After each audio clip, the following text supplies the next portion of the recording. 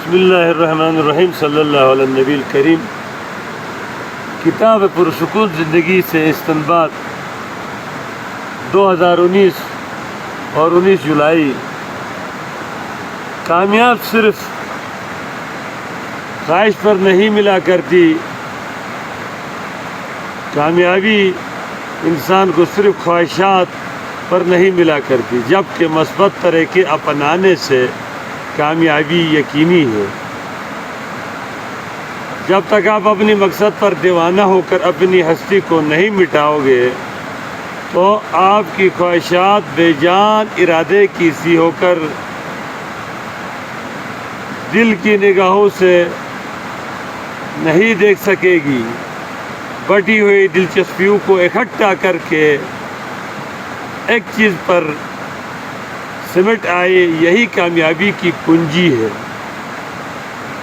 آپ کی بٹی ہوئی تمام خواہشات اور ارادے ایک مستقل مزاجی کی ایک کہانی اس کے ریلیٹڈ ہے۔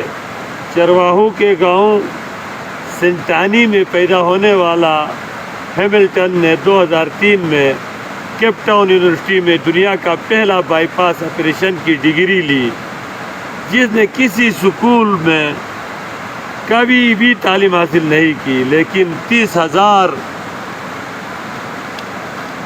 سرجنوں کو ٹریننگ دی اس نے۔ یہ شخص سنٹانی گاؤں کے چرواہے کا بیٹا تھا اور پہاڑوں پر ننگے پاؤں پھرتا تھا، بکری کی کھال پہنتا تھا۔ یونیورسٹی میں مالی بھرتی ہوا تھا۔ 3 برس بعد زرافہ کی تحقیق پر پروفیسر رابرٹ نے گردن پکڑنے کو اسے بلایا۔ بندہ مستقل مزاجی سے 8 گھنٹے گردن پکڑتا رہا۔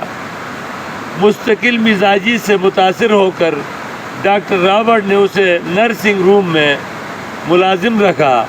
اسی طرح دیکھتے دیکھتے 2003 میں اسی یونیورسٹی میں ماسٹر آف ایڈیشن کی اعزازی ڈگری لے لی۔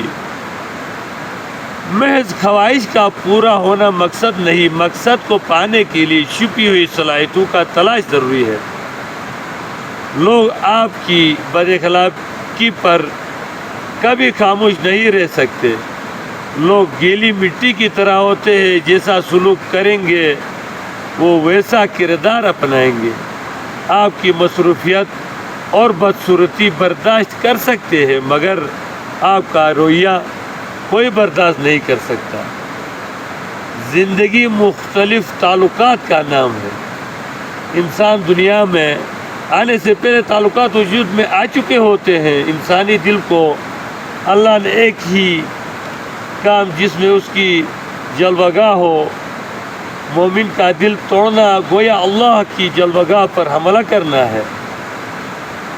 یہ حدیث کا مفہوم ہے، جو شخص اپنے بھائی کو آر دلائے اور شرم دلائے، تانا دے، تو اس وقت تک اسے موت نہیں آئے گی جب تک اس گناہ میں وہ خود ملوث اور مبتلا نہ ہو جائے۔ یہ ترمذی کی حدیث ہے۔ والسلام۔